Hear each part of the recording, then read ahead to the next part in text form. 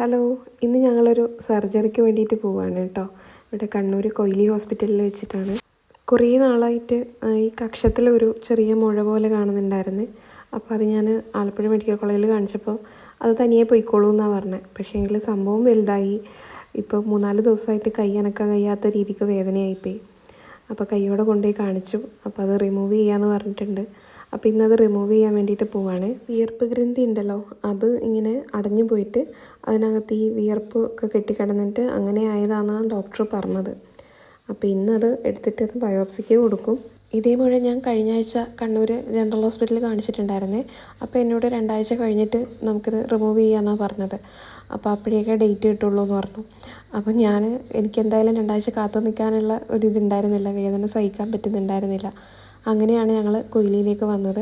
അപ്പോൾ ഇന്നലെയാണ് ഞാൻ കാണിച്ചപ്പോൾ തന്നെ എന്നോട് പറഞ്ഞിരുന്നു രാവിലെ തന്നെ ഓപ്പറേഷൻ തിയേറ്ററിലേക്ക് പോന്നാൽ മതി എന്ന് പറഞ്ഞു. ചെറിയ സർജറിയാണ് കേട്ടോ, അങ്ങനെ കിടന്നിട്ടൊന്നും ഇതാക്കാനൊന്നുമില്ല.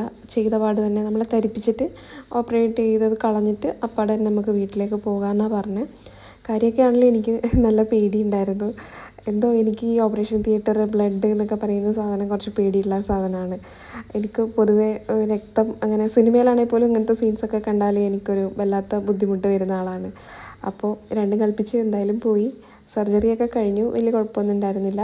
അപ്പോൾ അത് ഡോക്ടർ കാണിച്ചു എടുത്തിട്ട് തന്നെ. അപ്പോൾ അതിന്ന് ബയോപ്സിക്കും കൾച്ചർ ചെയ്യാനും ഒക്കെ കൊടുത്തിട്ടുണ്ട്. കഴിഞ്ഞിട്ട് നല്ല വേദനയുണ്ടായിരുന്നു കേട്ടോ. അപ്പോൾ വേദനേൻ്റെ ഗുളികയൊക്കെ ഉണ്ട്. ഇനിയിപ്പോൾ അതൊക്കെ കഴിച്ച് കുറച്ച് റെസ്റ്റിലാണ്.